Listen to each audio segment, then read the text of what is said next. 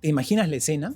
Los apóstoles en una barca en medio de una tormenta terrible, a punto de hundirse, y Jesús dormido en la barca. ¿Es posible que Dios esté dormido cuando ve que nos estamos hundiendo? Acompáñame en este videoblog. Es que ese fue el grito desesperado de los apóstoles: Maestro, ¿no te importa que perezcamos? Nos estamos hundiendo y ahí tú, bien dormido. Ya en el Antiguo Testamento hay un salmo que le eleva el mismo reclamo a Dios. ¿Por qué duermes, Señor? ¿Por qué nos escondes tu rostro y olvidas nuestra desgracia? ¿Cuántas veces hoy en día tenemos la tentación de referirnos a Dios con las mismas palabras? Señor, si tú realmente existes, ¿por qué permites que ocurran todas estas cosas malas? ¿Dónde estás ante tantas tragedias que ocurren alrededor nuestro? ¿Acaso te has vuelto a quedar dormido? Bueno, definitivamente, cuando vemos tanto sufrimiento, no es porque Dios no exista, es porque los hombres vivimos como si Dios no existiera. Porque si le hemos dado la espalda a Dios, que es la fuente de todo bien, ¿por qué nos sorprendemos después que haya tanto mal y tanta injusticia? Ese es el reclamo que Jesús hoy tiene para sus apóstoles, porque el Señor les va a decir: ¿y por qué dudan? Es decir, si yo estoy aquí con ustedes, ¿en serio creen que la barca se va a hundir? Porque quizá lo que ocurre es que el que está dormido no es Dios, sino nuestra fe. Quizá tenemos una fe somnolienta que cree en Dios, pero no confía en Dios.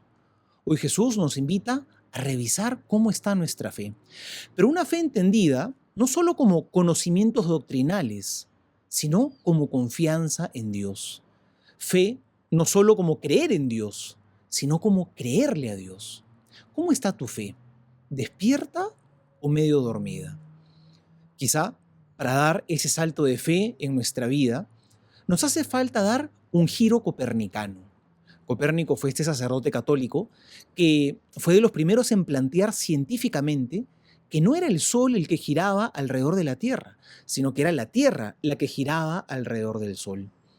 En nuestra fe, quizás nos falta dar un giro parecido, porque probablemente todos creemos en Dios, pero creemos en un Dios que tiene que girar alrededor nuestro, una especie de Dios satélite, donde el centro no es Él, sino soy yo, donde Él es el que tiene que acomodarse a mi órbita, a mi manera de pensar y a mi manera de querer.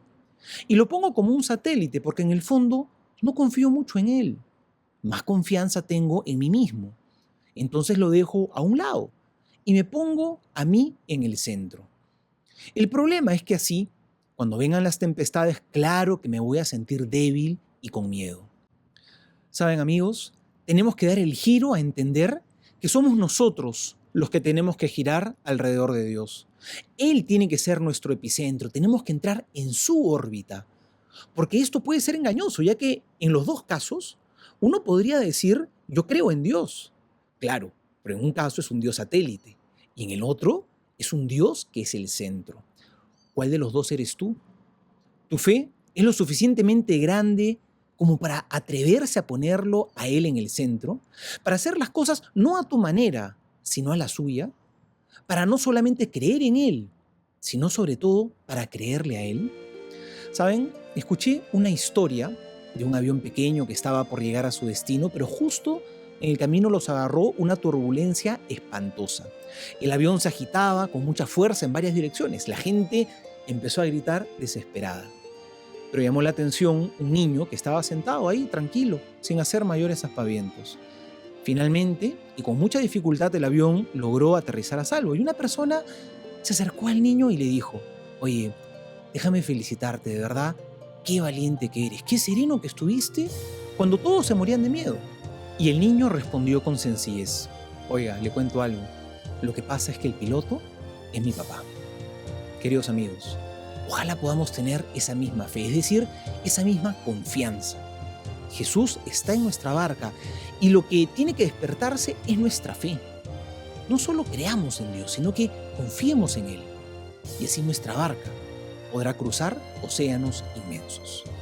Soy el Padre Juan José Paniagua y que Dios te bendiga.